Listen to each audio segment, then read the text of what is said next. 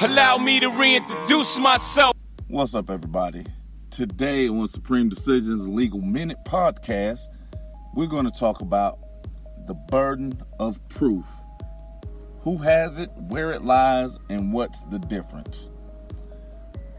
Today's episode is being done on Apple's Anchor podcast creator. So, this is the first time I'm doing this one on this platform because we're trying to make sure we get it correct. And as usual, the sponsor for this podcast is none other than Cash App. Now, let's get on with it. I want to talk about the burden of proof. Most people have no idea exactly what it is because most people don't know what exactly hearsay is. And we get so caught up in the norms of someone just saying something and people believing it. When in fact, just because somebody says something, one, it doesn't make it true. And then two, as Denzel often said, it's not what you know, it's what you can prove. Now, I'm going to say that one more time. It's not what you know, it's what you can prove. And the greatest thing about the burden of proof is the simple fact that only the accuser has that burden. But too often when we are faced with any type of legal situation, we never enforce the person accusing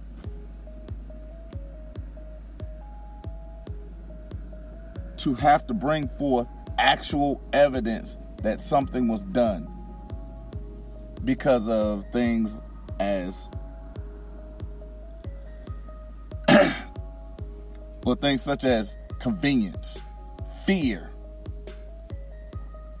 the actual unknown, or even not knowing. And what I mean by not knowing is the fact that they'll tell you anything, which we know in our hearts that they are designed to manipulate and lie to you. So they can induce this fear. So they can provide a means for your convenience. Now, is this correct? Is this right? Well, they're allowed to do whatever it is they need to do. But it's up to you to actually stand up and defend who you really are. Because we know, while not everyone in a jail is innocent, but they may not be guilty of the crime that they're in jail for. We look at inmates being released. We look at those that are on death row. Right now, around 70% of all death row inmates that have been released because they are actually innocent of the crime that they were in there for. And the biggest thing that comes from that is the fact that once they convict you of anything, being exonerated of it comes with a price. Not only for you, but for them. Because you look at, for example, the Central Park 5. All these young men were teenagers, 14, 15, 16 years old when they went to prison for 10 to 13 years. When they got out, because the DNA did not match, and it actually matched another person that had also confessed to the murder, New York paid out an enormous amount of money because of that conviction. The reason they have to pay that is because when you go beyond things such as harmless error, which I spoke about before, how the state apologizes, how corporations apologize, which I'm going to get further into later. They apologize with their pocketbook, but they cannot afford to apologize very often. So a lot of times what you see, even when they find out they are wrong, they look for things such as a plea bargain. They've even been known to offer things such as an Alford plea. And as you remember, North Carolina v. Alford, or Alford v. North Carolina, allows you to maintain your innocence, but it still goes down as a conviction.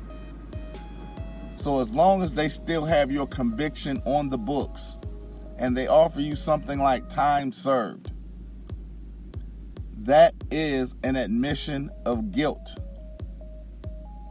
And I've even been asked by people, once you plead guilty, how do you get that taken off your record? How do you get that expunged? The thing is, once you plead guilty, it becomes one of those things where they know how to beat you now. Because I say it all too often. It's not about actually finding the truth. It's not about guilt or innocent. It is about revenue generation. And if you don't believe me, how many people actually fight back?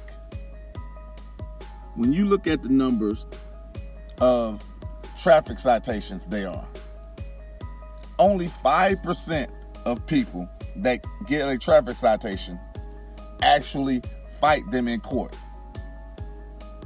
When you look at all criminal cases, the millions and millions of cases across the country every year, only 5% fight these criminal cases. Only 5% of them go to trial. Only 5% force people to actually show me the proof that you have that I did something. Now, with traffic citations, it's really easy because of that 5% that do fight and say, hey, you got to prove that I did something wrong, 95% of those people win. I'm going to say that one more time. Of the 5% that actually fight traffic citations, 95% of them win their case. So now we go into the criminal aspects of it. When you tell them, prove that I did something, almost 70% and growing. That number increases every year. 70% and growing win their case. Why? Because the state is not investigating crimes. The police are not investigating crimes. Just to give you an example, a broken taillight is not a crime. It's a safety issue. Jaywalking is not a crime. It's a safety issue. Speeding is not a crime. It's a safety issue. And I'm going to do a video this week, and it's going to deal with a young man that spoke about a traffic stop did not have to be the crime, and a police officer can, under oath, give a statement that has to be followed because he's a police officer or she's a police officer. And I'm going to give you court cases that say otherwise. Because, just to give you a teaser, Delaware v. Prouse states a person cannot be stopped just to inspect their license,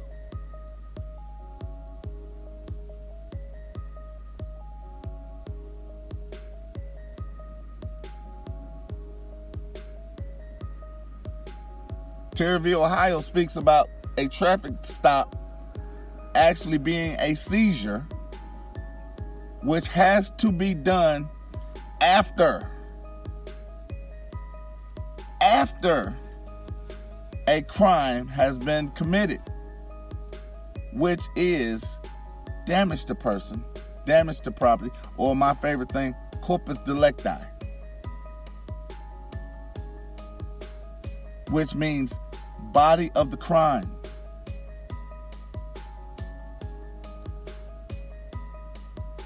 Because there has to be an injured party. There is no injured party in a traffic citation. Whether I'm just going to the grocery store, or even if I'm in a taxi, which Delaware v. Prouse deals with.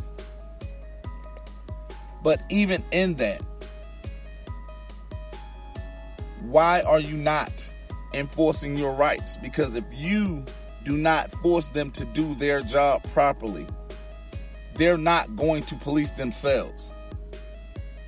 Which is one of the reasons why I am a staunch advocate in not complaining to police about police.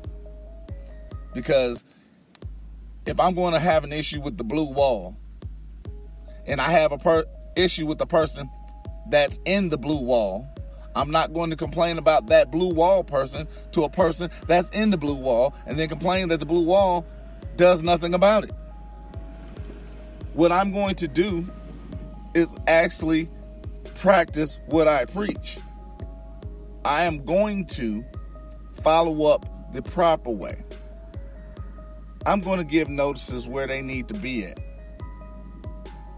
Because if we have an opportunity to where they want to offer me a citation, I'm not going to hold court in the street because you can't fix stupid. But if an officer decides to offer me a citation, that is a willful act. And let's say he's not doing it willfully because it's part of his job. All right, I'll give you that. But then you're doing it based on blind ignorance. And just as anybody that has been listening or watching the videos, you know there are two ways qualified immunity is lost. One is willful acts, which would be knowingly giving me a citation as an executive officer, which performs a judicial duty, which means you violate the Separation of Powers Act, which means you violated your oath of office, which means you also violated your fiduciary duty to the public by wanting to generate revenue instead of actually enforcing law. Or you have to admit that you're too stupid to actually understand what law is. You're just enforcing policy, and that you don't deserve to wear the badge, and that you've been lying and stealing from the public. So therefore, your qualified immunity is lost. And nobody's going to admit that they're stupid. Let me say that one more time. Nobody is going to admit they are stupid. They will admit that what they did was act willfully. They'll even write it down in their affidavits, which is proof that they had no reason for the Fourth Amendment violation to stop you. But if I never stand up in court and enforce their hand to actually show proof, which is their requirement. Say that one more time. They are required to show proof because they are accusing you of something. It is your job to make them do their job properly.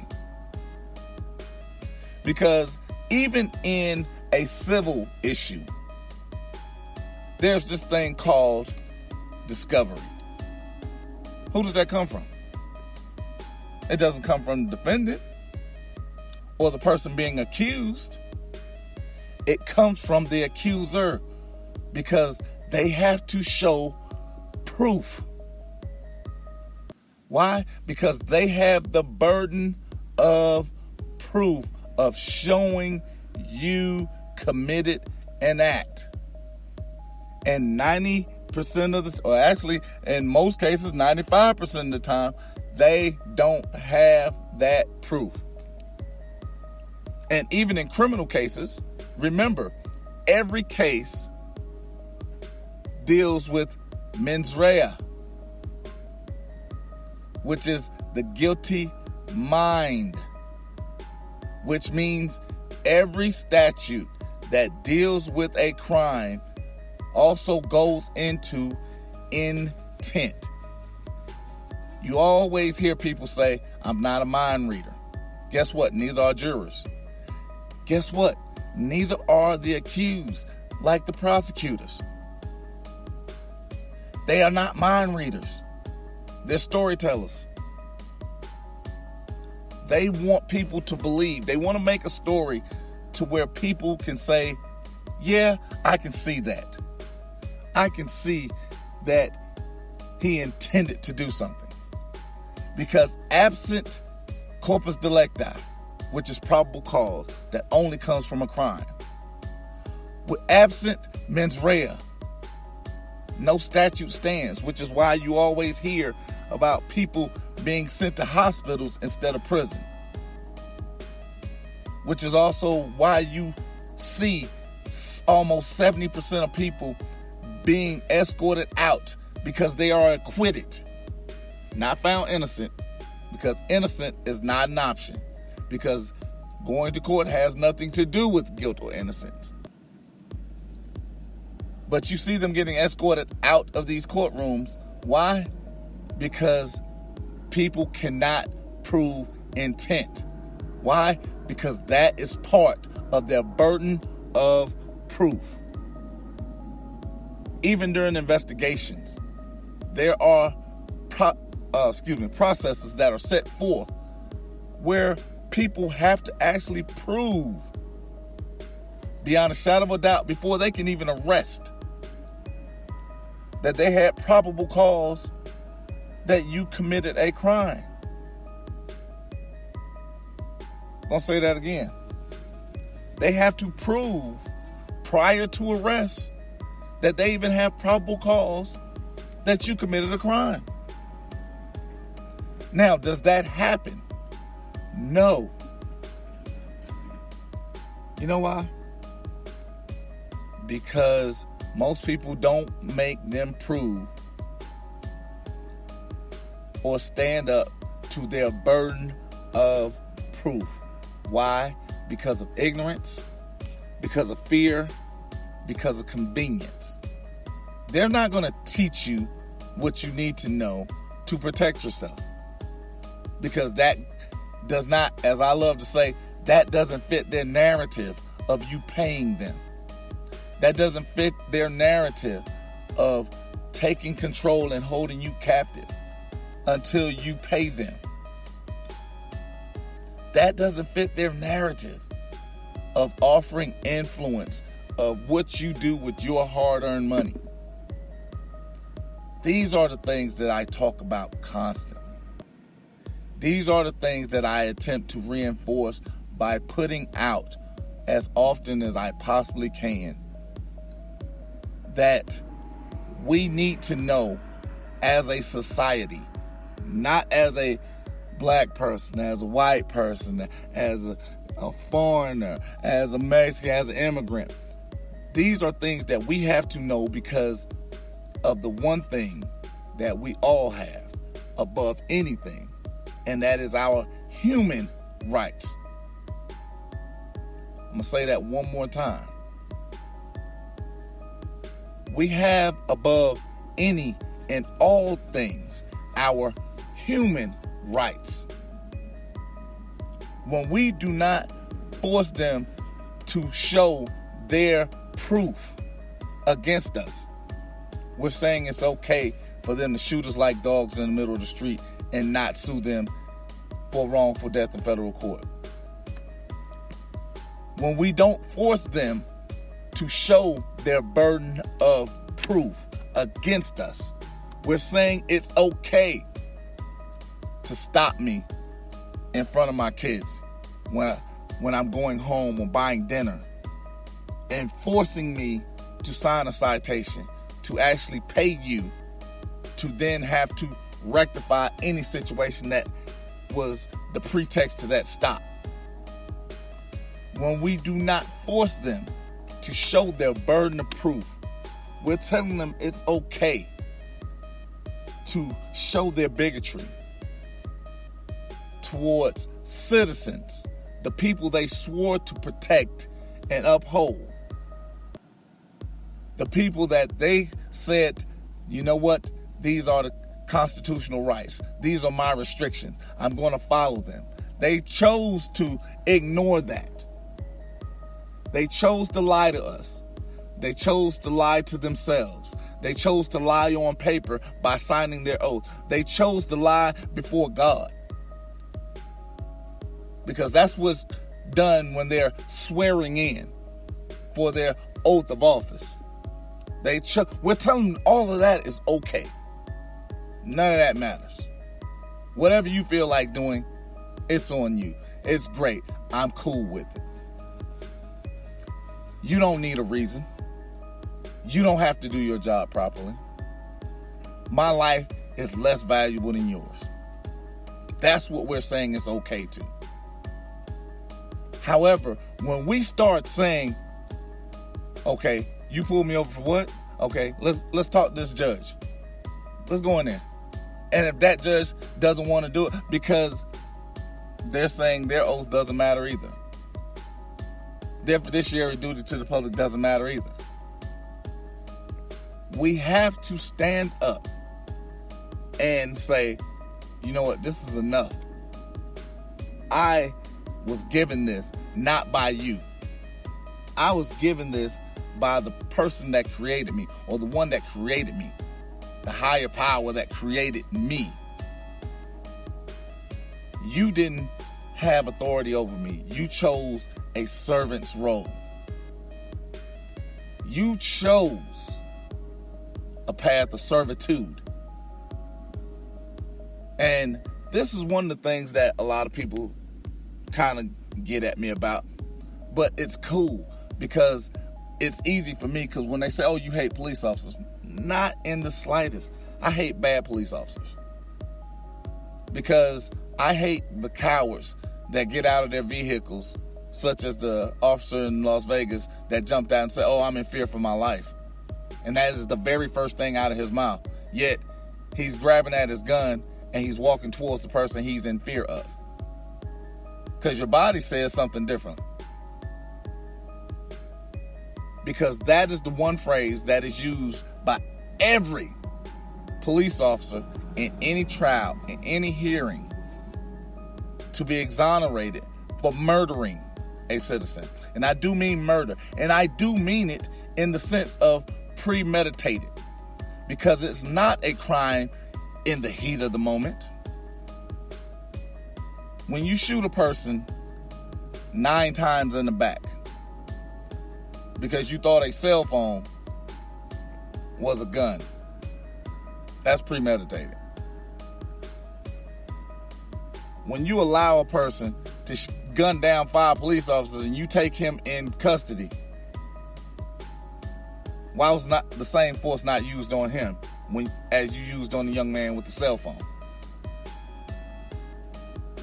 When you are looking at a man and he tells you, yes, I have a firearm, and he has his hands on the steering wheel, and you discharge 3 lethal rounds into that person's chest, it's premeditated. And the reason I say that is because the training is to deal with those types of situations. Your protective gear, I'm going to say that one more time. Your protective gear is 1, a flanking officer. That's 1. A taser, mace, pepper spray, your baton, which is also a metal stick, and you are taught hand-to-hand combat. And in some other cases, you have rubber bullets, you have beanbag rounds. And most people ask, like, okay, why do they have all of that? Why do they have all of that gear? Because their first duty to the public is the preservation of life. And if their first thought is for life taking, their violation is just that. Because their first duty is to preserve life, not take it. Which is why when you see Terry v. Ohio and it speaks about officer safety is not a part of law. It's a personal preference. Officer safety is only done if, because again, if they can prove, the burden of proof, a continued threat to their safety, and they can point to the dangerous area. They can particularize the pattern of behavior.